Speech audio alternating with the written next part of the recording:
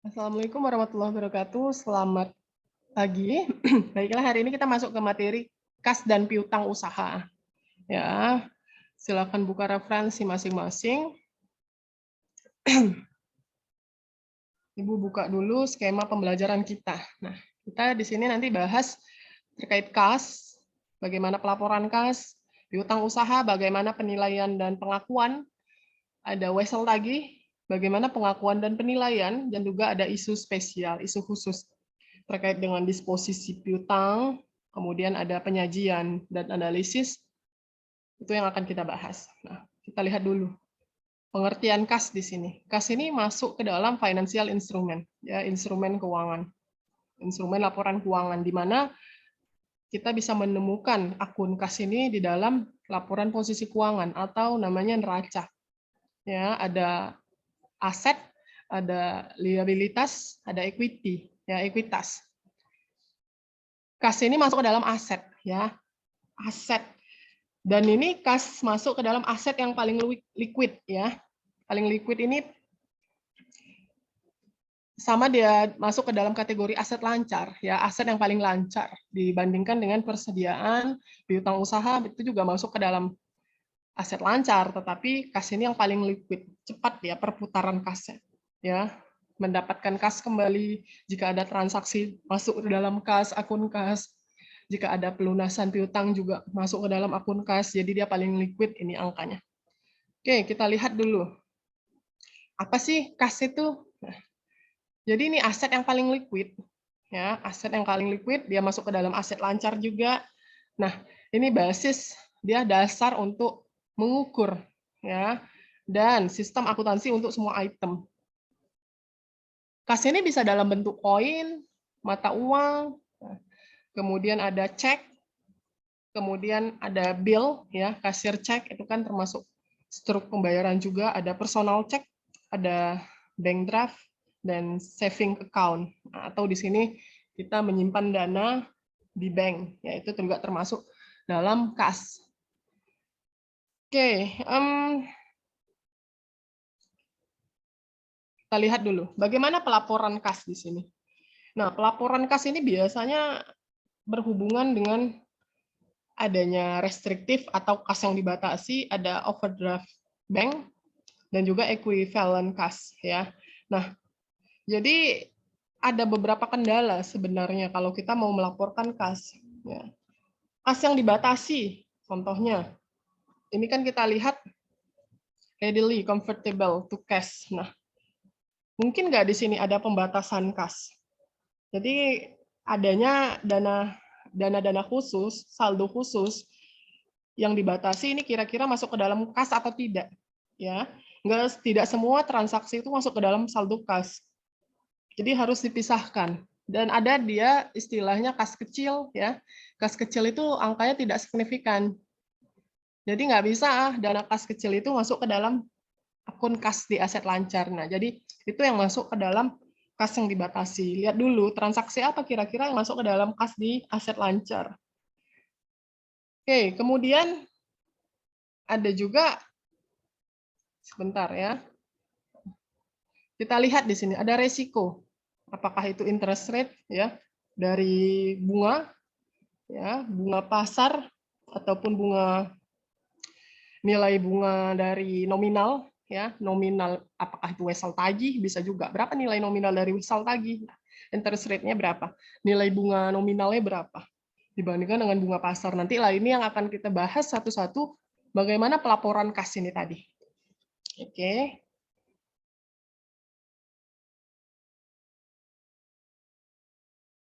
Nah, ini tadi restricted, ya, kas yang dibatasi. Kemudian kita masuk ke bank overdraft, ya, overdraft bank di sini. Jadi kalau Ibu simpulkan, ya, terjadinya overdraft bank apabila suatu cek ditulis itu melebihi rekening kas, ya. Jadi ceknya ini ditulis tapi nilainya lebih besar dibandingkan rekening angka kas yang ada di rekening bank. Nah, itu harus dilaporkan, ya, harus dilaporkan. Kenapa angka dicek dan di rekening itu berbeda, ya. Itu namanya overdraft bank.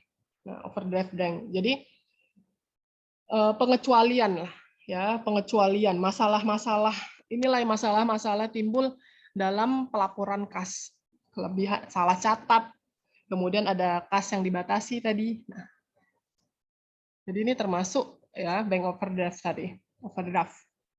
Oke, kita lihat ini jenis-jenisnya. Ada kas kecil, ya. Jadi lihat dulu ini jenis-jenis kas ekuivalen, dan ada pos non kas. Ya, kita lihat ini yang masuk ke klasifikasi kas ekuivalen apa? Nah, surat berharga jangka pendek, kemudian short term investment, investasi jangka pendek itu tidak masuk ke dalam klasifikasi kas. Ya, travel advance. Nah, di sini kita lihat uang muka perjalanan itu masuk ke piutang usaha. Kemudian ada beban dibayar di muka. Ini perangko. Nah, ini perangko. Kemudian ada overdraft bank. Nah, ini masuk ke dalam kas. Ada saldo yang dikompensasi. Ini juga terpisah dia. Ya, harus dipisahkan dari saldo kasnya. Bentar ya.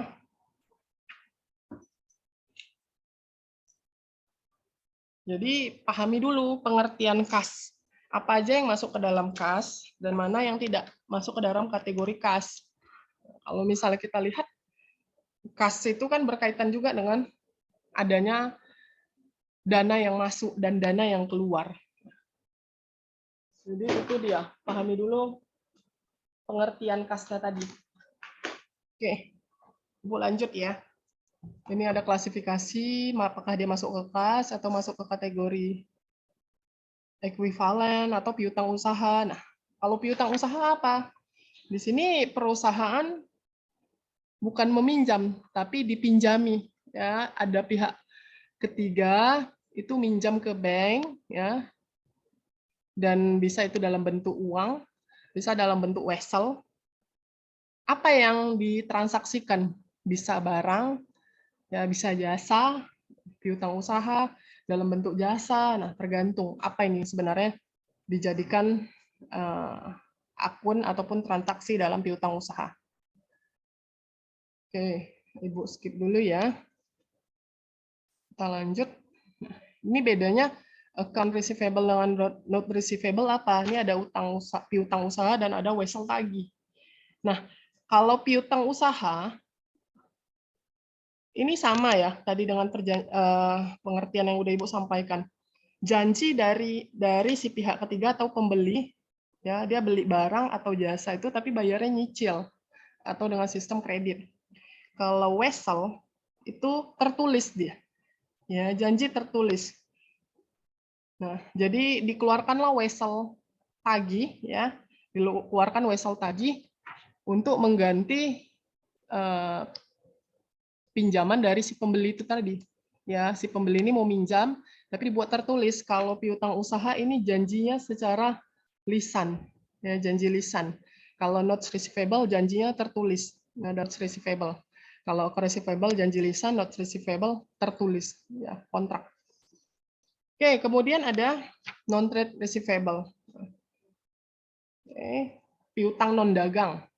Ya, piutang non dagang. Apa saja yang masuk ke piutang non dagang? Ada, kita lihat, uang muka kepada karyawan dan staf, kemudian ada uang muka kepada anak perusahaan, deposito untuk menutup kerugian, deposito sebagai jaminan jasa atau pembayaran. Nah, ada piutang dividen dan bunga, ada klaim. Nah, di sini apakah itu bersifat dalam transaksi asuransi, atau di sini ada pengembalian barang, ya, pengembalian barang yang rusak jadi dikembalikan konsumen. Nah, itu kan termasuk klaim. Kalau non trade receivable itu masuk ke current asset juga, ya, tapi istilahnya itu bukan piutang usaha, tetapi other receivable, ya, piutang lainnya, piutang usaha lainnya. Bagaimana pengakuannya, ya, pengakuan dari piutang usaha? Kita lihat di sini. Ada diskon dari kegiatan dagang, ya, diskon dari kegiatan dagang. Diskon dagang itu mengurangi harga. Tapi di sini tidak dicatat ya, tidak dicatat di dalam pencatatan akuntansinya. Kemudian customer, nah kita lihat di sini ada istilah customer, berarti pembeli di sini ya, pelanggan, konsumen. Jadi dia nyatat harganya itu setelah dikurangi diskon. Ya, setelah dikurangi diskon. Diskonnya berapa? Nah, ini contohnya 10%. Ya, jadi trade diskon ini dia mengurangi harga, itu yang berarti harga yang dicatat oleh konsumen. Nah, cuman ini nggak dicatat di dalam pencatatan akuntansinya, seperti itu ya. Trade diskon, diskon dagang. Kemudian ada diskon tunai. Nah, diskon tunai bedanya apa? Kalau diskon tunai ini sama-sama dia melakukan potongan, tapi dia dalam bentuk periode waktu. Ya, pembayarannya ini tadinya kita harus bayar itu saat kita membeli dilunasi langsung. Kalau ini dia kasih jenjang waktu, bisa melunasi barang ini dalam waktu 1 tahun. Nah, contohnya nih 2/10, kalau dilunasi dalam 10 hari dia dapat diskon 2%, tapi kalau dalam 30 hari dia nggak dapat diskon. Jadi itu bedanya diskon dagang dan diskon tunai. Kalau diskon dagang saat kita beli barang, nah itu ada pengurangan harga. Tapi kalau diskon tunai ini dalam pembayarannya itu ada periode. Ya, dia kelebihannya itu di periode, bisa bayar cicil lah istilahnya. Ya. Nah, ini cash discount ya. Diskon tunai atau diskon penjualan. Dia contoh ini ada sales $10.000, jangka waktunya 2/10, N/30. Kalau dicatat ya, untuk metode bersihnya account receivable di debit, sales-nya di kredit ya sebesar 9.800 karena dia udah dikurangi potongan diskon 2%. Ya, 2% dari 10.000. Nah, berarti 200 di sini. Berarti penjualan bersih 9.800. Kalau gross method-nya dia belum mengurangi adanya diskon dari penjualan. Nah, belum ada diskon 2% ini tadi. Kemudian bayar 4.000 ya. Di sini pembayaran sebesar 4.000 diterima dalam periode diskon. Dia mencatat ada kas sebesar 3.920, piutang usaha 3.920. Dari mana? Nah, 4.000 dikalikan 2% juga. Ya. Jadi dia pembayaran periode pertama itu dipotong 2%, berarti 4.000 dikali 2% berapa? Nah, dikurangilah dengan diskonnya. Jadi 4.000 dikurang 80 ya. 4.000 dikali 2%, 80. Nah, 4.000 kurang 80, 3920. Tapi kalau kita lihat di sini dengan metode kotor ya, ada kas, ada sales diskon 80, account receivable 4.000. Ya, dia mencatat piutang usaha, tetapi di sini dia menambahkan diskon. Untuk yang metode bersih dia nggak ditunjukkan ya diskonnya berapa. Langsung dipotong, piutang usahanya dipotong jadi 3.920. Nah, untuk pembayaran sebesar 6.000 setelah periode diskon. Nah, kalau ini yang pertama kan sebelum atau dalam periode diskon ya. Diterima dalam periode diskon, tapi kalau yang bayar 6.000 itu dibayar setelah periode diskon. Ya. Nah, setelah berarti kan nggak kena potong 2%, coba kita lihat. Setelah periode diskon, pembayaran 6.000 diterima setelah periode diskon. Nah, ini kas 6.000, kan receivable 6.000, dia nggak ada potongan. Contoh ini ya, 6.000 tidak ada potongan karena dibayar setelah periode diskon. Nah, tapi kalau yang net method gimana? Net method apa? Metode bersih. Ya, metode bersih. Kita lihat di sini. Dia tetap mencatat diskon sebesar 120. Account receivable self diskon 120. Tetapi di sini uang yang diterima cash masuknya itu tetap 6.000. Ya, dia mencatat tetap 6.000, dipisah dia. Account receivable sales discount. Ya, jadi tidak mengurangi nilai piutang usaha. Ada akun khusus sales discount namanya, 120. Piutang usaha 120. Nah, bertambah. Berarti ini karena nggak digunakan, ya, karena lewat dari jangka waktunya, lewat dari 10 hari. Dibayar setelah di periode diskon, ya nggak kena potongan. Nah, ini tetap masuk ke dalam account receivable-nya. ya menambah piutang usaha karena nggak digunakan, dia lewat dari periode diskon. Kalau yang kedua ini 4.000 dalam periode diskon, dia langsung dipotong, ya. Kalau net methodnya, tapi kalau yang gross methodnya ini dipisah, sales diskon ini kelihatan 80. Seperti itu ya.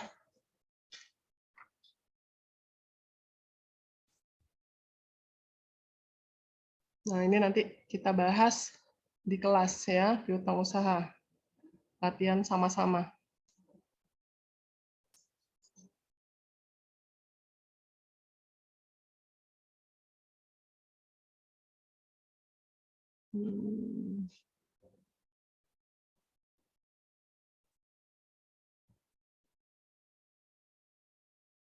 Oke. Kita lanjut ya. Yang tadi Ibu skip, kita latihan sama-sama nanti di kelas.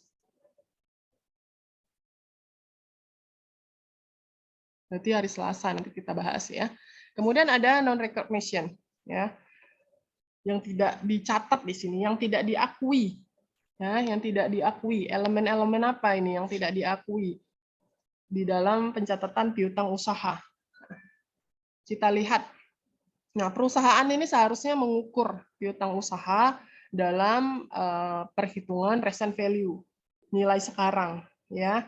Tapi kalau dia tidak diakui, tidak ada pengakuan unsur bunga, nah seharusnya kan piutang usaha itu dikenakan juga nilai bunga. Nah, tetapi di sini di skip, dia tidak diakui, ya unsur bunganya itu tidak diakui.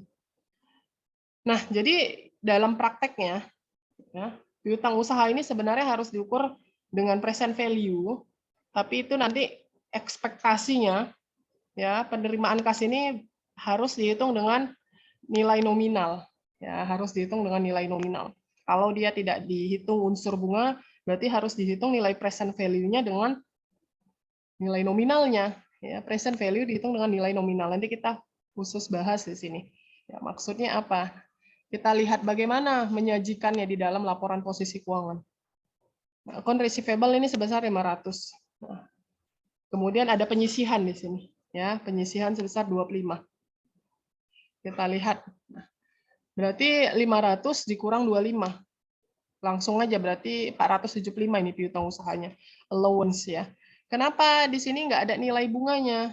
Berarti dia langsung disisihkan. Ya, langsung disisihkan dari nilai nominalnya. Jadi total sebesar 475. Sama-sama dia 1657. Ini kelihatan ya berapa pengurangan allowance-nya, tapi ini langsung $25 allowance-nya penyisihannya. Mungkin penyisihan piutang tidak tertagih ya. Penyisihan piutang tidak tertagih. Nah, kemudian di sini ada penjualan kredit 100 ya. Account receivable, piutang usahanya bertambah 100, penjualannya juga bertambah. Nah, di sini bertambah 100 jadi 600 total piutang usahanya. Kemudian di sini ada collected. Nah, tertagih di sini 333. Account receivable-nya pasti berkurang ya. Kalau tertagih 333 mengurangi posisi piutang usaha. Jadi posisinya pindah ke kredit. Ya, kurangi sebesar 333. Totalnya berapa piutang usahanya? Punya nilai bersih 267. Kemudian adjustment penyesuaian $15 ya untuk mengestimasi bad debt di sini. Jadi kemungkinan ini tidak tertagih. Ya, bebannya $15, penyisihannya 15. Berarti masuk ke mana? Penyisihan ya. Penyisihan di kredit 15. Bertambah di sini allowance-nya 40. Kemudian write off. Nah, dihapus di sini. Dihapus untuk piutang usaha yang tidak tertagih $10. Kalau makanya kan disisihkan dulu baru dihapus ya. Disisihkan dulu. Jadi kalau kita punya piutang usaha jangan langsung hapus, sisihkan dulu baru kita write off, dihapus. Ya, dihapus 10 karena mungkin ini pasti tidak tertagih. Dia mengurangi piutang usaha. Ya, nah di sini mengurangi piutang usaha, allowance-nya di sini karena dihapus 10 pindah dari posisi kredit, karena dikurangi dihapus pindah ke debit 10. Sisanya berapa? Nah, kita lihat di sini. Ini sisanya nilai saldo akhir 30 untuk allowance-nya penyisihannya, core receivable 257.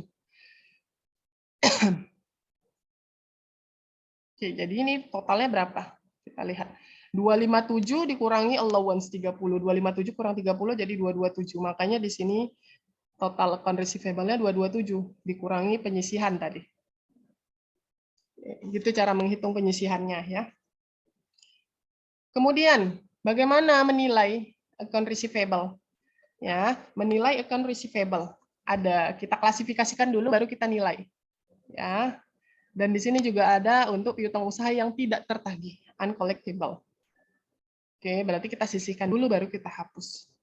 Nah, piutang usaha yang tidak tertagih, apa dampaknya? Ya, dampaknya apa? Di sini pengurangan aset piutang usaha. Ya, juga mengurangi income dan modal. Oke, jadi kalau ada piutang usaha yang tidak tertagih, itu mengurangi akun piutangnya dan mengurangi income, begitu juga ekuitas. Ya, jadi ini dampaknya. Kita lihat ada dua metode di sini. Kalau ada terjadi piutang tidak tertagih, kita hapus langsung atau kita sisihkan dulu. Ya, kalau tadi kan kita sisihkan dulu baru kita hapus. Ini ada juga metode langsung hapus, direct write off. Ya, metode yang langsung dihapus. Nah, kita lihat di sini. Berarti ada dua metode ya. Pertama yang langsung dihapus, ya, tidak ada ayat jurnal atau tidak ada jurnal ya yang khusus untuk mencatat piutang yang langsung dihapus di sini. Nggak ada ayat jurnal khusus di sini ya. Jadi ada kerugian. Jurnalnya gimana? Dikreditkan piutang usaha, beban piutangnya di debit karena mau kita hapus langsung. Ya, di sini kita lihat tidak ada ayat jurnal yang dibuat jika langsung melakukan penghapusan. Nah, kalau allowance penyisihan gimana? Dibuat dulu estimasi perkiraannya. Ya, perkiraan piutangnya tidak tertagih itu sampai berapa tahun? Sampai misalnya 5 tahun, ini masuk kategori disisihkan dulu. Lebih dari 5 tahun baru kita hapus. Ya, jadi ada estimasi dulu kita buat. Nah, ini untuk yang persentase penjualan dan ada persentase piutang usaha. Ya. Jadi kita lihat ada pendekatan di sini, pendekatan penjualan dan pendekatan piutang usaha. Ini untuk apa? Kita mau estimasi. Tadi kan kita hitung estimasi. Nah, allowance method, kita pakai estimasi persentase penjualan atau estimasi piutangnya. Jadi kalau kita mau menyisihkan piutang tidak tertagih, ya, kita estimasi dulu dengan dua metode ini. Ya. Dengan dua metode ini. Kita lihat di sini. Ya, kita lihat ada dua laporan yang dipakai. Kalau dia menggunakan estimasi penjualan, dia mempengaruhi income statement. Kalau dia pakai estimasi piutang usaha, dia mempengaruhi laporan posisi keuangan. Ya, nah kita lihat ini terkait jurnal juga. Ya, terkait jurnal juga. Kalau untuk metode penjualan, ya estimasi penjualan, kita lihat ada piutang tidak tertagih di sini. Ya, ada piutang tidak tertagih. Berarti di sini ada estimasi piutang yang tidak tertagih itu mempengaruhi beban, ya, beban penjualan yang mungkin tidak dilunasi di sini. Kalau receivable, ini ada penyisihan allowance dulu. Ya, jadi di allowance ini mengurangi piutang usaha. Tapi kalau untuk metode penjualan, estimasi penjualan, bad debt expense ini mengurangi sales. Nah, jadi sales ini di income statement, kalau receivable di statement of financial position. Ya, kita lihat dulu yang estimasi penjualan. Ya, estimasi penjualan. Nah, berarti di sini kita lihat ya matching cost dengan revenue di sini. Nah, jadi menandingkan ya, mensandingkan, membandingkan biaya dengan pendapatan. Oke, mengaitkan beban. Kita catat dulu berapa bebannya, ya. Kapan dicatat, kapan kita mencatat pendapatan dan beban. Nah, kira-kira estimasinya berapa persen dari penjualan ini kalau misalnya tidak tertagih. Oh, ternyata ada kemungkinan tidak tertagih ini 2% dari penjualan kredit. Jadi dia mengurangi penjualannya. Ya, sales-nya yang dikurangi. Jadi kalau ada estimasi tidak tertagih penjualannya dari angka penjualannya. Ya, jadi tidak disisihkan dari piutang usaha. Nah, matching cost with revenue. Kita mensandingkan lah ya biaya dengan pendapatan. Oke, kemudian kita lihat contohnya. Ini ilustrasi. Gonzales di sini mengestimasi ya bahwasanya ada 1% dari penjualan kredit ini tidak tertagih. Net kreditnya, berapa penjualan kredit bersihnya? 800.000. Nah, berarti dia harus mencatat bad debt expense yang kemungkinan tidak tertagih mengurangi sales nih tadi. Nah, 800.000 kali 1% kan 8.000. Nah, 8.000 bad debt expense-nya bebannya di debit. Nah, kita lihat 31 Desember ini dia punya penjualan kreditnya itu sebesar allowance ini ya, penyisihannya itu dikreditkan sebesar 8.000. Ya, bertambah dari saldo awal 1.723 tambah saldo akhir allowance-nya 8.000. Totalnya 9.723. Nah, kita catat dulu bad debt expense-nya 8.000. Allowance-nya. Nah, allowance-nya ini juga 8.000, sebesar 8.000. Jadi kita menyandingkan beban sebesar 8.000 tidak tertagih, ini yang mungkin masuk ke dalam saldo penyisihan. Ya, penyisihan piutang tidak tertagih. Allowance for doubtful account ya. Ini untuk sales-nya, tapi dikalikan dari mana? Dari 800.000 sales ini tadi. Ya, 1% kemungkinan tidak tertagih itu dikalikan dengan penjualan. Bedanya dengan persentase estimasi piutang usaha bagaimana? Itu ada umur ya, aging schedule, ada umur piutang usaha. Kita lihat ini ada pelanggannya ada 4, Weston, Brockway, Freeport, Allegheny ya. Nah, ini saldo akhir Desember. Ini dia lakukan pembelian lah ya. Si Weston dia punya saldo akhir 98.000 ya. Berarti dia beli barang ke si Wilson ini sebesar $98.000. Nah, ini di bawah 60 hari. Di bawah 60 hari kita lihat si Weston ini punya piutang 80.000 lagi. Brockway punya piutang 320.000 lagi. Allegheny Iron Works ini punya utang 60.000 lagi. Nah, Freeport udah lunas ya. Atau kita lihat, oh lebih dari 120 hari nih baru dibayarnya. Nah, dalam kategori 60-90 hari ini si Weston. Ada 18.000 dia lunasi. Kemudian Freeport ini, Freeport dia di lebih dari 120 hari. Kalau Brockway dia lunas di bawah 60 hari. Iron Works ini di bawah 60 hari dia 60.000, di hari ke-91 sampai 120 hari 14.000. Nah, jadi kita estimasi berdasarkan umur piutangnya. Di bawah 60, 60 sampai 90, 91 sampai 120 dan di atas 120 hari. Kita lihat. Di bawah 60 hari berapa jumlah piutang? 460. 60 sampai 90 hari dia punya piutang sebesar 18.000. 91 sampai 120 hari dia punya piutang sebesar 14.000. Lebih 120 hari ini ada jumlah piutangnya 55.000. Persentase ya, uncollectible ya, kemungkinan tidak tertagihnya di bawah 60 hari itu persentasenya 4% dari mana? Nah, kita coba bagikan dulu ya. Coba bagikan 460 ya. 460 dibagi 547. Ya, 460 dibagi 547 gitu juga. 18.000 dibagi 547. 14.000 dibagi 547. 55.000 dibagi 547. Nah, dikalikan persentase 100%. Dapatlah estimasi persentasenya. Kemudian 460.000 kali 4%, dapatlah 18.400. 18.000 kali 15%, dapatlah 2.700. Seterusnya seperti itu. Ya, jadi kita susun dulu berdasarkan umur piutang, baru kita kalikan dengan persentase. Berapa totalnya? Beban tidak tertagihnya 37.000, penyisihannya 37.650. Kita masukkan dulu ke penyisihan, baru kita hapus kalau misalnya tidak tertagih. Ya. Nah, bedanya kalau tadi sales. Kalau sales itu langsung kalikan dengan penjualannya aja. Nah, kalau piutang, estimasi piutang, nah ada umur-umurnya. Umur piutang.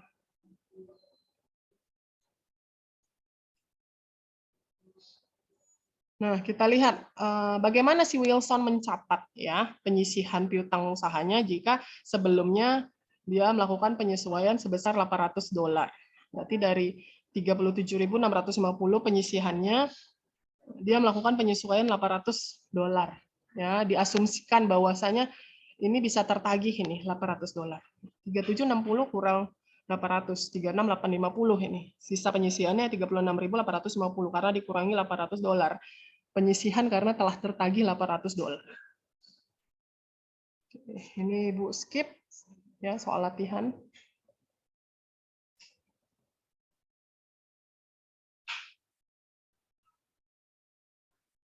Kita latihan langsung di kelas ya.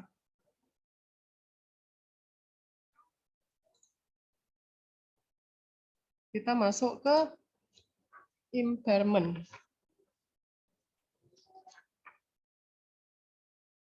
Ya, ini evaluasi. Bentar. Notes receivable. Kita langsung ke notes receivable aja, wesel tagih ya. Impairment ini termasuk dia pengakuan juga ya, tapi ada perubahan nilai. Ya, ada perubahan nilai.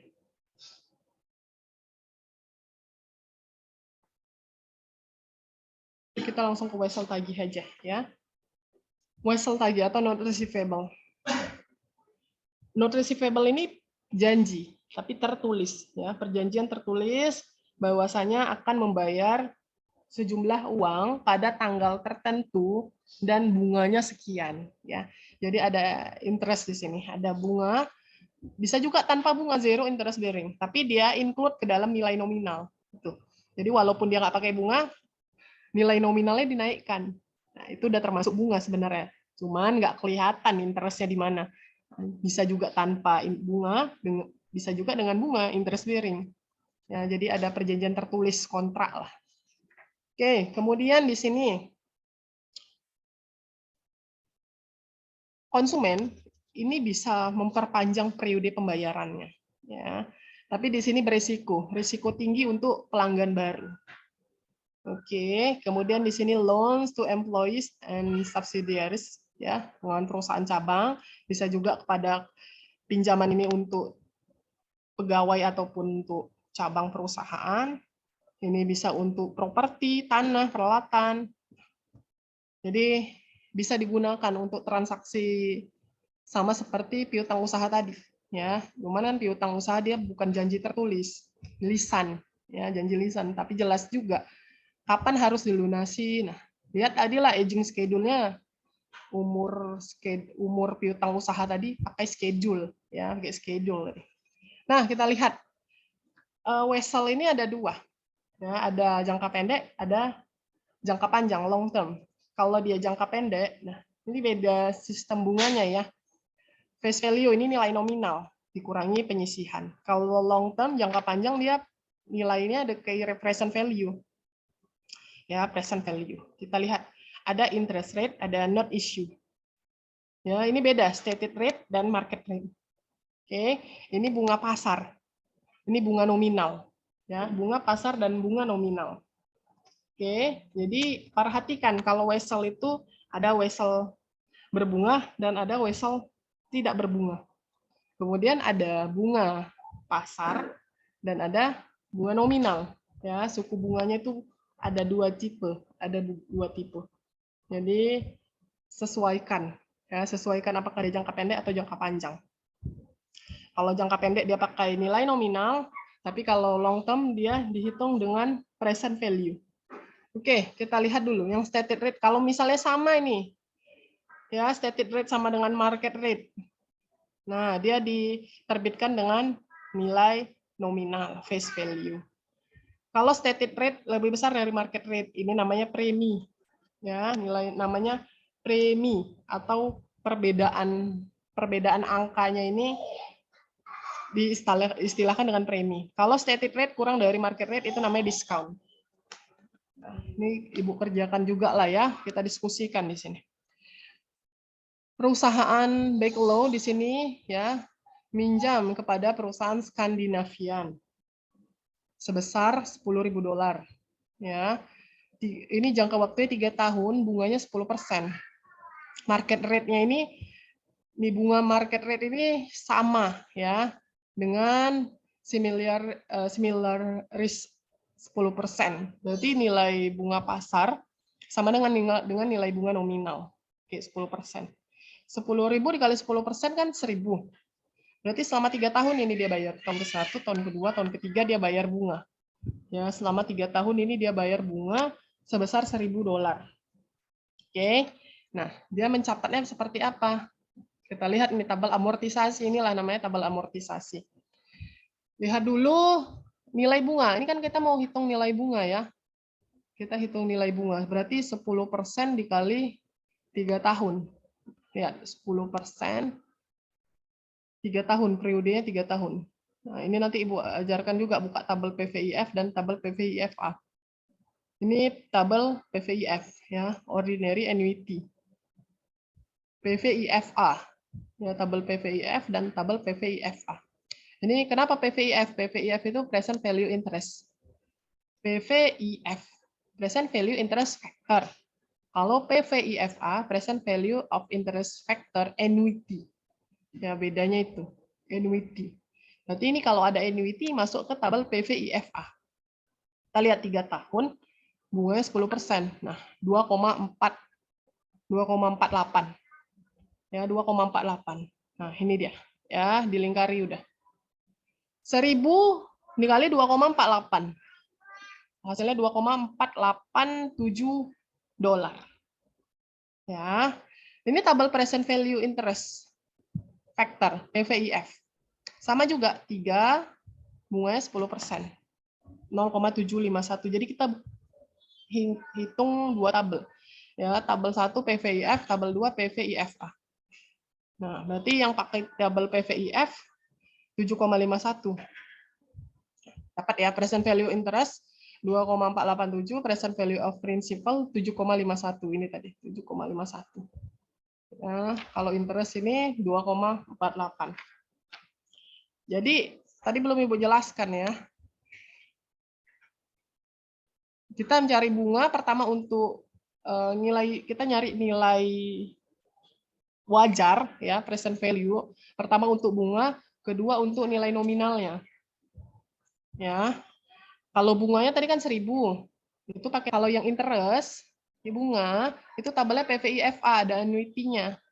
Jadi 1.000 yang dibayar setiap tahun, 10.000 kali 10% tadi ya, 10.000 kali 10%, dia bayar 1.000 setiap tahun, itu dikali bunganya itu tabel PVIFA. Tapi kalau untuk yang prinsipal, nilai nominal 10.000 itu pakai tabel PVIF, present value interest factor.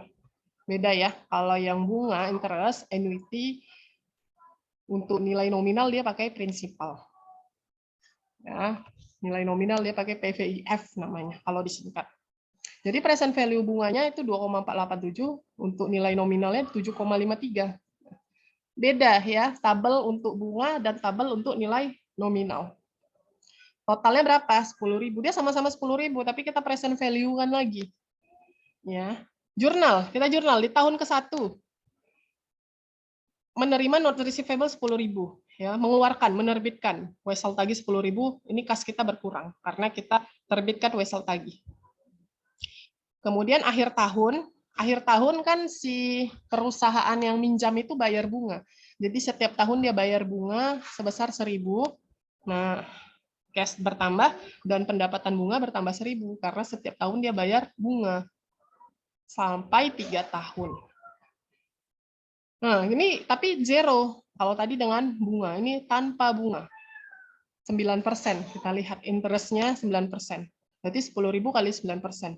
Tapi tanpa bunga. Nah, berarti sampai 3 tahun itu dia nggak bayar bunga. Nah, bedanya di prinsipal dia naik. Ya, nominalnya naik. Sama 3 tahun, tapi kita pakai yang 9%. 0,77. Berarti yang 10.000 kali 0,77 karena prinsipal hasilnya 7.721. Oke. Jadi ini kalau yang zero interest dia nggak ada di sini tiap tahun bayar bunga. Tapi di sini dihitung ya sampai akhir tahun tetap dia bayar 2.278 bertambah ya, bertambah 2.278. Ini masuk ke dalam nilai nominal. Jadi dia bayar total 12.278. Dari mana menghitungnya? Kita lihat. 7.721 kali 0,09, bunganya kan 9%. Ya, 7.721 kali 9%. Ibu skip dulu, 7.721 ini tadi dikalikan bunga 9% ya, 10.000 kali 0,77 sama dengan 7,71. Nah, 7,721 dikali lagi 9%, 694,96. Oke, 7.721 tambah 694,96. Nah, dapatlah 8.416. Kemudian 8.416 dikali 9%, dapatlah 757,51. Nah, ini masukkan sama ya nilai amortisasi karena dia zero interest. 8.416,76 ditambahkan 757, 9174,27. 9174,27 kali 9%, 825,73. Sama nilai amortisasinya karena zero interest, 9174,27 tambah 825,73 hasilnya 10.000. Ya, sampai tahun ketiga. Jadi dia bayar sebesar 10.000, cuman di sini ada interest revenue 2278. Kita lihat, zero interest-nya berarti present value, nilai nominalnya itu di present value kan jadi 7721,8. Wesel-nya diterbitkan, kas dia berkurang sekian, 7721,8. Nah, akhir tahun ke-1, note receivable 94,96, interest revenue 94,96. Tapi kalau mau dihitung per tahun ya, tapi kalau langsung di akhir tahun pun nggak masalah. Ini karena hitung per tahun, kita pakai interest revenue yang tahun ke-1 yang 69 tadi. 7721 kali 9%, dapatlah 69,96. Seterusnya seperti itu. Ya. Oh, ini bunganya beda ya. Ini bunganya beda. Ini bunga Weselnya 10%, ya. Kemudian bunga pasarnya market rate, bunga pasar 12%. Jadi beda. Kalau tadi kan sama bunganya, ya, bunga nilai nominal dengan bunga pasarnya sama. Kalau ini beda. Bunga nilai nominalnya 10%, bunga pasarnya 12%. Sama-sama 3 tahun. Oke, kita lihat. Nah, ini untuk mencari bunga present value interest-nya 3 tahun, kita pakai 12% karena interest market rate-nya kan 12%. Nah, jadi 2,4 kali 1.000. Kenapa, Bu, 1.000? 1.000 karena dia nilai nominalnya, not bearing interest-nya, wesel tagih yang berbunga, ya, wesel tagih, nilai bunga wesel tagihnya itu 10%. Jadi 10% setiap tahun annually, ya, selama 3 tahun, setiap tahun selama 3 tahun dia kalikan 10% dengan 10.000, 1.000 setiap tahun. Nah, cuman di sini bunga nilai bunga pasarnya, market rate-nya, ya, nilai bunga pasarnya itu 12%. Kalau nilai bunga weselnya 10%, makanya setiap tahun dia tetap bayar 1.000. Nah, cuman di sini pas kita kalikan present value interest, dia kalikan dengan nilai market rate 2,4, ya, yang 12%. Bukan yang 10%. 10% itu dia bayar setiap tahun. Berapa bunga weselnya. Nah, karena bunga pasar 12%, itulah kita present value-kan lagi. Present value of interest-nya, PVIF, PVIFA, 3 tahun, periodenya bunganya 12% bunga pasarnya. Ini dikalikan 1.000 kali 2,4, hasilnya 2.402. Nah, kalau present value principal, kita lihat. 3, 12%, 10.000 ya, bunga nilai nominal 10.000 kali 0,71. Kalau yang 10% itu tadi hanya untuk menghitung berapa dibayar setiap tahun. Untuk menghitung present value-nya kita tetap pakai market rate ya. Present value bunganya pakai yang market rate 12%. Present value untuk nilai nominalnya tetap pakai yang market rate 12%. Jadi yang 10% tadi untuk menghitung pembayaran setiap tahun saja. Ya, 10.000 kali 10%, 1.000. Berapa tahun dia harus lunas? Nah, pembayarannya itu periodenya 3 tahun. Ya, 10.000 kali 0,71, hasilnya $7.111. Nah, ini dia. Berapa nilai nominalnya? 10.000. Present value dari nilai nominalnya 7.118. Present value dari bunganya 2.402. Totalnya 9.520. Perbedaannya berapa? 180. Lebih kecil ya. Present value weselnya jadi lebih kecil kalau kita hitung. Nah, kita menerima cash jadi sebesar 9520 karena dikurangi present value. Itu tadi fungsinya kalau pakai bunga. Nilainya bisa berbeda. Nah, ini gimana tabelnya?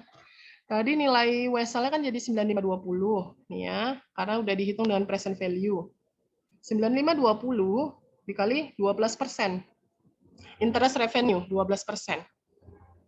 Nah, cash receive ini pembayaran tahunan, kas tahunan itu pakai bunga 10%. Jadi penerimaan kas ini 10%.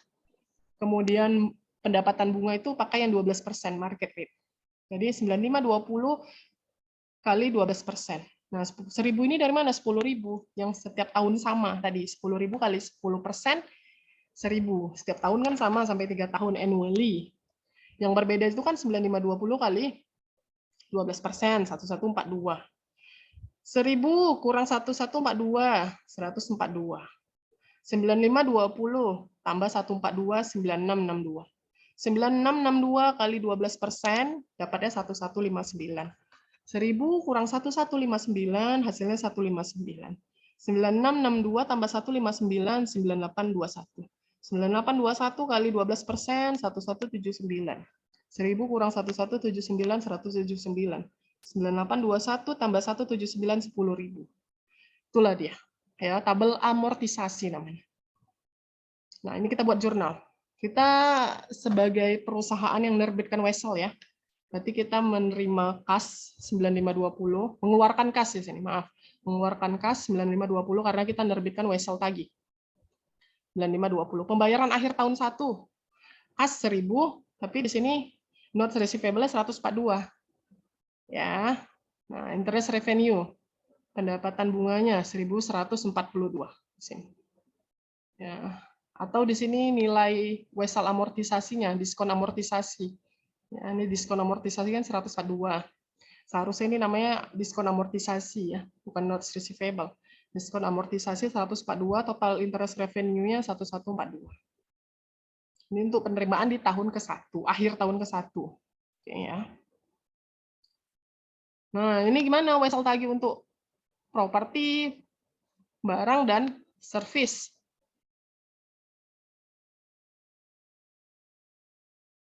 Kalau tadi kan wesel tagih ya, janji tertulis. Nah, ini gimana untuk untuk wesel tagih yang diterbitkan untuk properti salah satunya. Contoh ini perusahaan Oasis ya menjual corner lot. Nah, di sini berarti restoran di sini ya.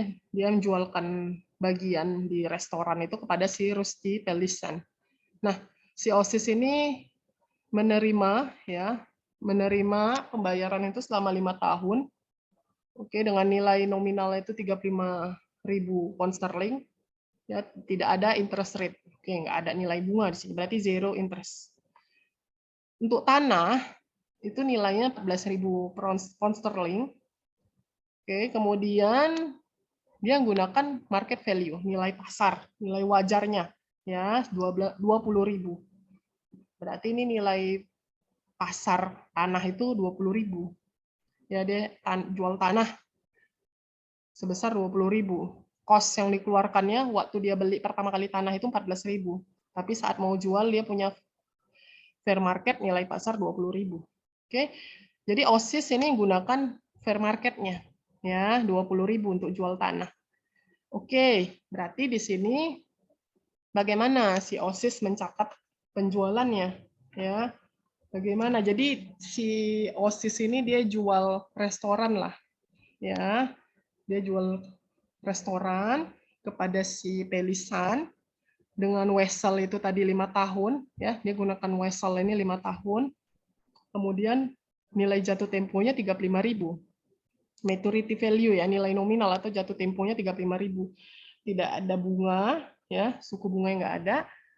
Kemudian di sini tanah itu dibeli awalnya si OSIS saat pertama kali beli tanah itu 14.000.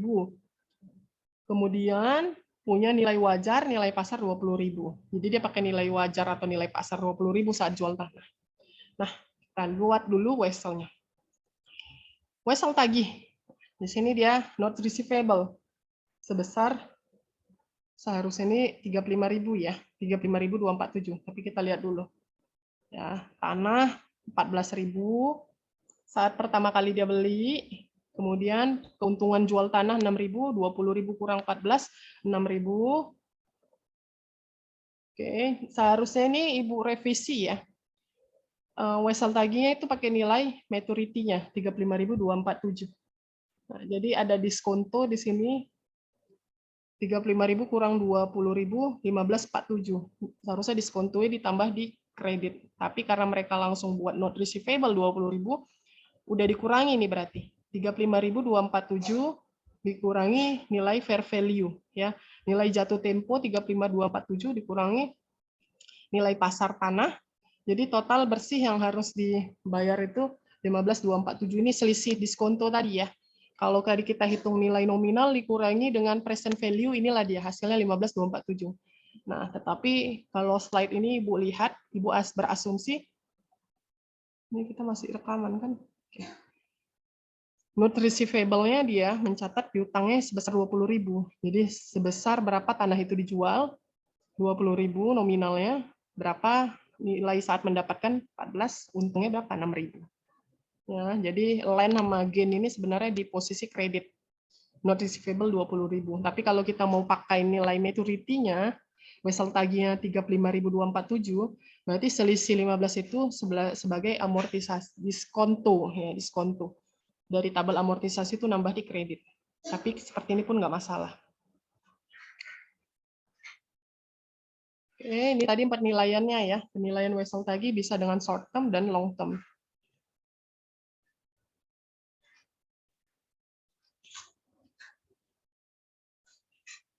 Oke, special issue Ibu skip ya.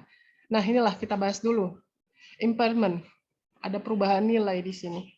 Ya, penilaian wesel tagih ini ada perubahan. Jadi si Tesco ini punya wesel tagih nilai nominalnya 200.000. Ya. Kemudian si peminjam itu si Morgan. Ya, karena kesulitan keuangan jadi Tesco memutuskan ini aku berikan Morgan ini wesel tagih. Ya, untuk penilaian lah untuk perbaikan kondisi keuangannya. Jadi Tesco ini mencatat present value-nya. Ya, jadi di present value kan lah wesel tagih itu sebesar 175 totalnya. Jadi berapa kerugiannya? Kerugiannya 25.000. Jadi si Tesco ini mengalami kerugian sebesar 25.000. Ya. Jadi memperpanjang lah si Morgan ini memperpanjang. Ya, memperpanjang weselnya itu karena mungkin dia belum bisa melunasi. Nah, cuman di sini yang rugi si Tesco karena di impairment. Ya. Nah, hitunglah impairment loss-nya. Ini kita jurnal. Allowance bebannya itu 25.000, penyisihannya 25.000. Dianggap dia penyisihan tidak tertagih. Oke, ini Bu skip, kita tidak bahas dulu lah ya. Special issue. Sebentar Ibu cek dulu.